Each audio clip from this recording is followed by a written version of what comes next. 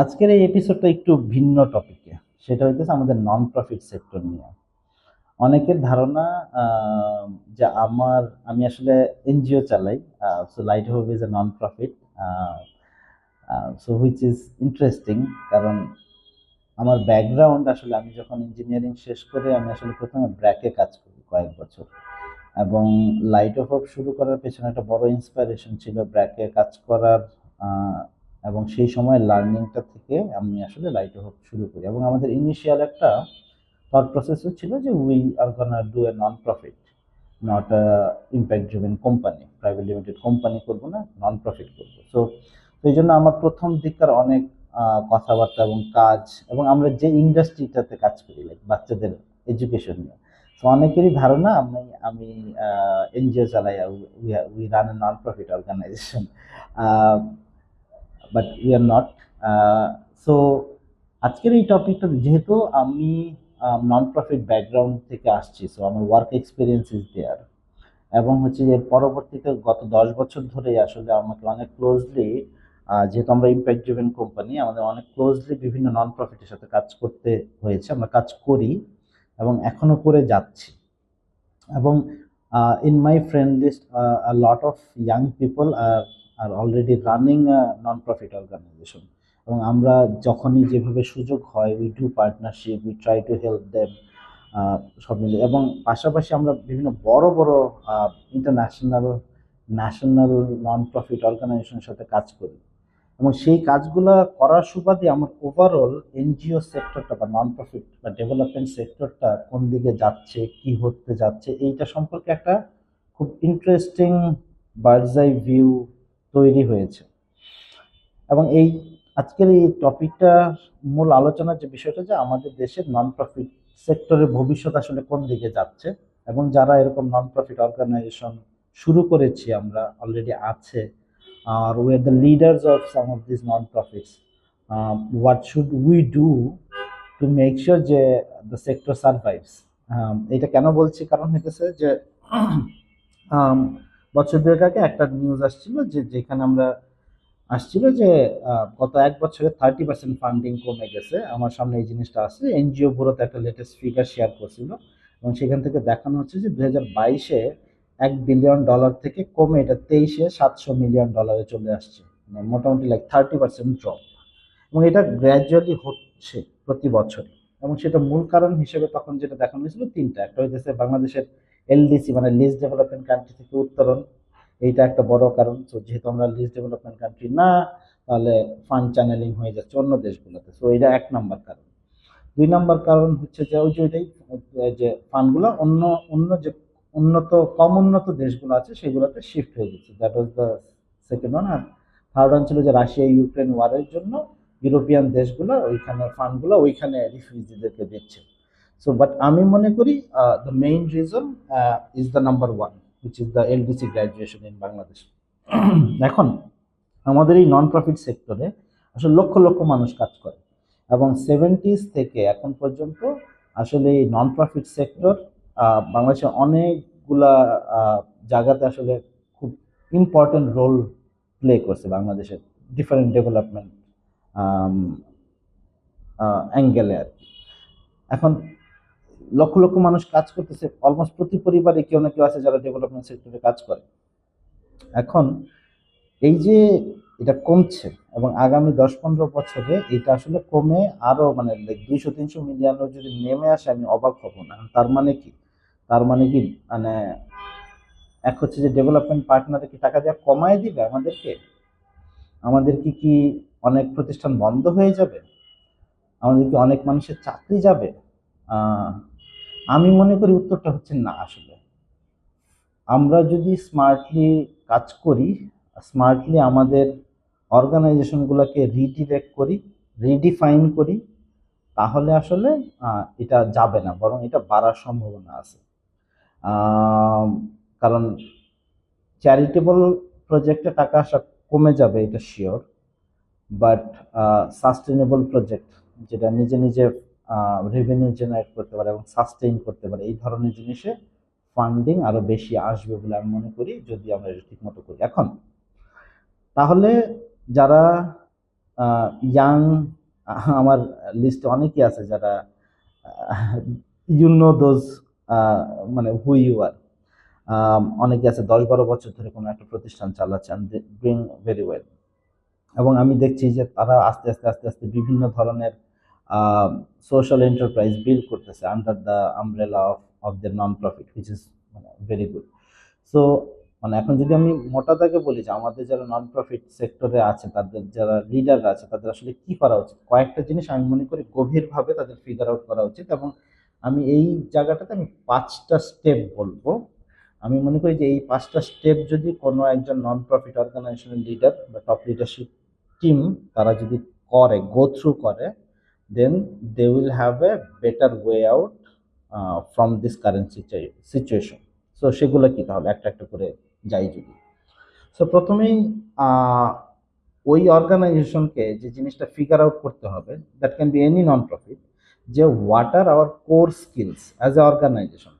আমি কি ব্র্যাকের মতো খুব কম খরচে লাস্ট মাইলে কোনো একটা সার্ভিস নিয়ে যেতে পারি, নাকি আমি ইনোভেটিভ কোনো সমাধান ডিজাইন করতে পারি এবং সেটা পাইলট করতে পারি, ইমপ্লিমেন্টেশন করতে পারি।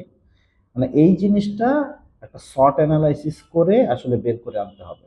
সো লাইটহোপ যদিও একটা ইম্প্যাক্ট ড্রিভেন কোম্পানি, বাট আমাদের one of the core skill set যেটা আমরা মনে করি যে বাংলাদেশে যেহেতু আর্লি এডুকেশনে we build some amazing brands, যেখান থেকে আমরা রেভিনিউ জেনারেট করতেছি by selling our products and services. We have crack that model, that learning, যে কিভাবে you can build a brand, still work like a non profit বা work like a impact driven company. So এইটা আমাদের internal স্ট্রেংথের জায়গা ছিল, এবং অনেক প্রতিষ্ঠানের সাথে আমরা আসলে এই ধরনের কাজগুলো করি কোনো একটা প্রজেক্টে, যেখানে হয়তো আমাদের একটা কোর থাকে, অবজেক্টিভ থাকে যে এই প্রজেক্টটাকে কিভাবে আমরা সেলফ সাস্টেনেবল করতে পারবো। So we work with like most of the big organisation in Bangladesh. So এটা একটা। সো অর্গানাইজেশনকে খুঁজে বের করতে হবে what is the core skill set, 1 number. এবং এইটা অর্গানাইজেশনকে এবং অর্গানাইজেশন লিডারদেরকে বুঝতে হবে যে আমার যে প্রতিষ্ঠানের যে কোর স্কিল সেট বা স্কিল সেটগুলো, সেইগুলোকে কি কোনো একটা বিজনেস মডেলে আমি কনভার্ট করতে পারি কিনা। আমি কি প্রাইভেট সেক্টরের সাথে কি ধরনের মানে এঙ্গেজমেন্টে যাইতে পারি, আমি কি নিজে নিজে এটা ফিগার আউট করবো, নাকি আমি লেটসে কোনো একটা কনসাল্টিং ফার্ম, লেটসে বোপিং, হ্যাঁ, তাদের কাছ থেকে আলাপ করে কোনো একটা বিজনেস মডেল আমাদের অর্গানাইজেশন কি হতে পারে সেটা ফিগার আউট করবো। So so figuring that out, যে আমাদের কোর স্ট্রেংথগুলা, কোর স্কিলগুলা থেকে সেগুলোকে ব্যবহার করে কোনো প্রোডাক্ট, কোনো সার্ভিস, কোনো কিছু কি আমরা তৈরি করতে পারছি কিনা, যেটা আমাদের যারা বেনিফিশিয়ারি আছে বর্তমানে তাদেরকে আমরা সাপোর্ট দিতে পারবো। সো এটা হচ্ছে 2 নাম্বার স্টেপ। 3 নাম্বার যেটা হইতেছে যে অনেক প্রতিষ্ঠানে আমি দেখছি তাদের পলিসিতেই হচ্ছে এরকম যে তারা প্রাইভেট সেক্টরের সাথে পার্টনারশিপই করতে পারে না, কাজই করতে পারে না। এটা এটা আমি নিয়মিতভাবে আমি ফেস করি। লাইটহোপ ইনিশিয়ালি হয়তো তারা অনেকেই মনে করে নন প্রফিট, আচ্ছা কাজ করা যাবে, বাট যখনই হইতেছে লিগাল ডকুমেন্ট চাওয়া হয়, ও আচ্ছা লাইক আপনার প্রাইভেট কোম্পানি, তাহলে তো ভাই আমরা এইভাবে পারবো না, আপনাদের সাথে অন্যভাবে করতে হবে। সো এইটা একটা বড় চ্যালেঞ্জ অনেক প্রতিষ্ঠানে। সো যাদের এরকম এখনো আছে এই ব্যারিয়ারটা যে you can do work with a for profit company or a start up like us, you should change the policy, you should upgrade the policy. এবং এটার জন্য যদি রিজিওনাল লেভেলে পলিসি অ্যাডভোকেসি করা লাগে internally, you should do that. কারণ বাংলাদেশের LDC graduation হচ্ছে, এখানে বিজনেসগুলোও যেভাবে নেগোশিয়েট করতেছে তাদের প্রোডাক্ট ইউরোপের মার্কেটে, অমুক মার্কেটে, তমুক মার্কেটে ঢোকানোর জন্য 4-5 বছরের একটা টাইম লাইন চাচ্ছে।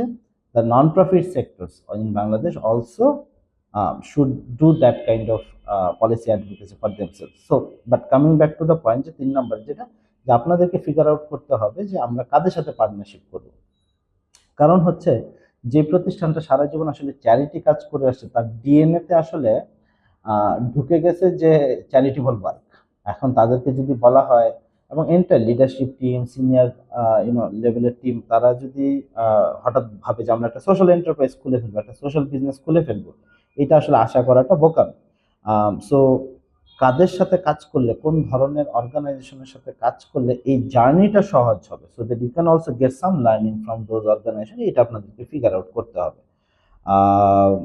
সো যেমন ফর এক্সাম্পল আমি বলছিলাম যে লাইট হবে আমাদের এই স্কিল সেটটা আছে, মানে আমি personally working with a lot of non-profit leaders personally and organizationally, happy to help on that regard. If you have any new ideas around any social business, social enterprise, happy to help. But this is something যেটা আপনাদেরকে আসলে করতে হবে to figure that out. Finally 4 number যে জায়গাটা, সেটা যদি আপনি যখন সেক্টর আইডেন্টিফাই করছেন, জায়গা আইডেন্টিফাই করছেন যে এই জায়গাতে আমরা কাজ করতে চাই, তাহলে সেইটা লেগে থাকতে হবে ক্রমাগত।